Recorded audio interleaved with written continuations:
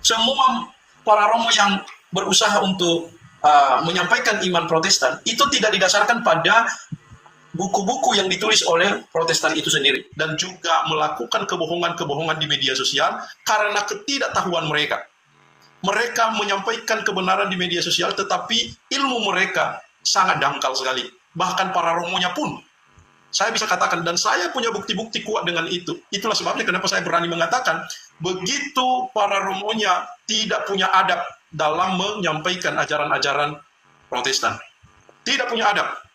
Maka saya sebagai pengajar menganjurkan kepada teman-teman yang Protestan, silahkan untuk memberikan klarifikasi dengan itu. Yang penting jangan sampai keluar kata-kata kasar. Jangan sampai menghina mereka. Ya, tapi tegas mengatakan sesat, ya sesat.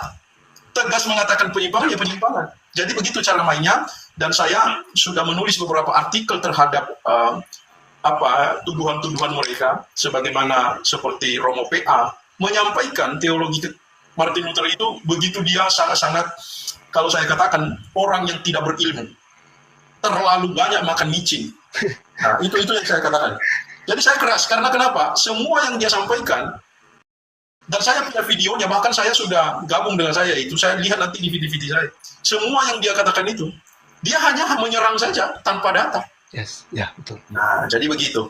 Nah, ada banyak sebenarnya yang ini ada dari kalangan kami juga, dari suku saya, ada Bang Degias, ada MKC, ada yang pokoknya yang ada superior, itu pernah saya pernah saya diskusi sama mereka itu. Jadi memang mereka ini sebenarnya kalau dalam analisis saya, orang-orang yang bersumbu pendek ini seperti yang sedang melanda di media sosial ini adalah orang-orang yang memanfaatkan sebenarnya Protestan untuk mengkritisi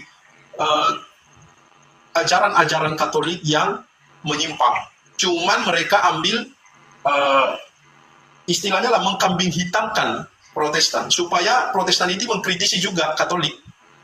Ya, itulah sebabnya muncul sekarang juga namanya Katolik Pantekosta, yang sekarang namanya karismatik.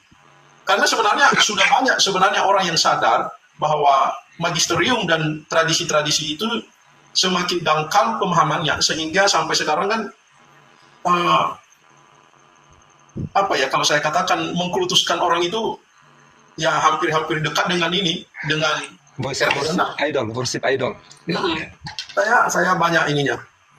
Jadi banyak hal yang kita harus pikirkan ketika kita berbicara tentang ajaran-ajaran Katolik ini. Jadi begini, ada ajaran Katolik yang memang mereka itu mengarah pada gerakan okumene.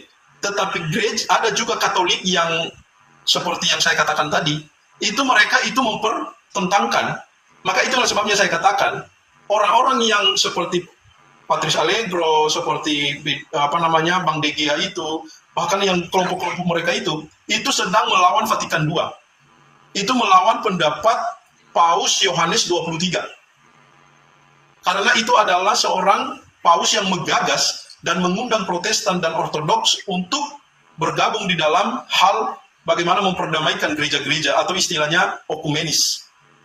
Nah, ketika mereka mengatakan bahwa orang Protestan itu adalah seorang pengajar sesat, lah kenapa kalian Katolik mengajak para penyesat untuk bisa bergabung dengan kalian? Berarti ini kan sesuatu hal yang tidak masuk akal.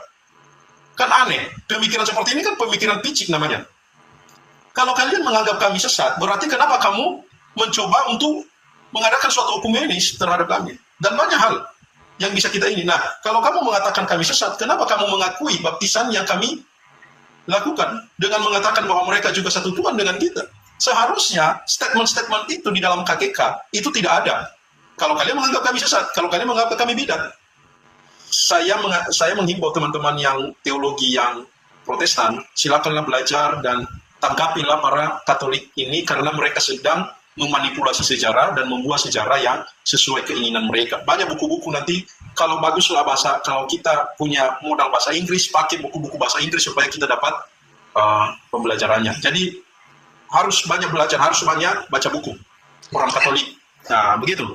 Ya, luar biasa. Terima kasih ya penjelasan yang sangat mendetail dari Pak Christian. Bagaimana Protestan menyikapi tuduhan-tuduhan heresi bidat kepada Protestan oleh dari luar, ya tadi dikatakan bahwa harus tetap dengan giat ya, terus memberitakan firman kebenaran, ya apapun konsekuensinya kan demikian. Tetapi kalau kita flashback ya dalam sejarah, ya bagaimana kemudian sebelum Luther, ya sebelum Calvin itu Wycliffe, mereka mengalami suatu ancaman nyawa ya, bahkan ada yang sampai dibakar kemudian John Hus itu.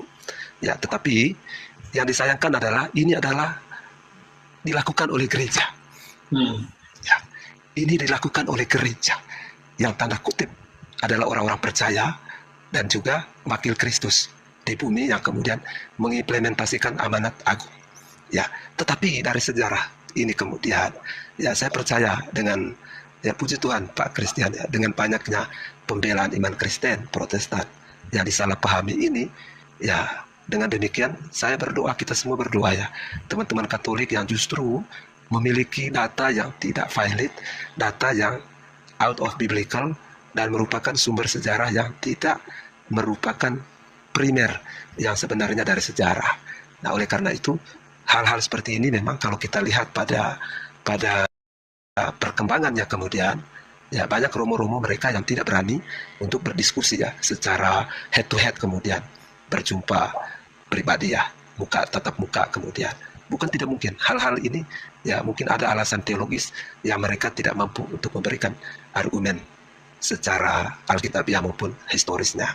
Tetapi saya tertarik tadi Pak Christian, misalnya Galatia 1 ayat yang 6 sampai 9 kan terlalu sekali di situ ya.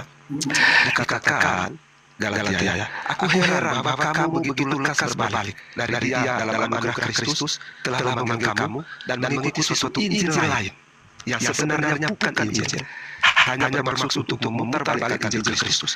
Tetapi sekalipun kami atau seorang malaikat dari surga yang memberitakan kepadamu suatu Injil yang berbeda dari Injil yang kami beritakan kepadamu, terkutuklah dia. Jadi ini penjelasan Paulus ini kepada jemaat Galatia yang latar belakang sudah orang beriman. Kemudian sudah saya kira tentang doktrinal kristologi maupun Tritunggal sudah paham ya Pak Christian. Tetapi yang membuat mereka dikatakan gospel yang lain, berarti ada dogma-dogma yang mereka yakini yang tidak sumber Alkitab. Makanya Rasul Paulus menganatemakan mereka.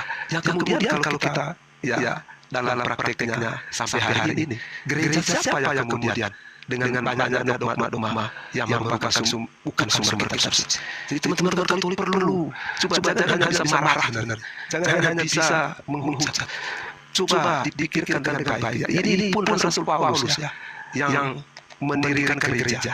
Bahkan di Galatia sempat Paulus mendirikan gereja, tapi yang kemudian ya apa namanya murtad mereka, meninggalkan iman yang sejati dalam Kristus Yesus.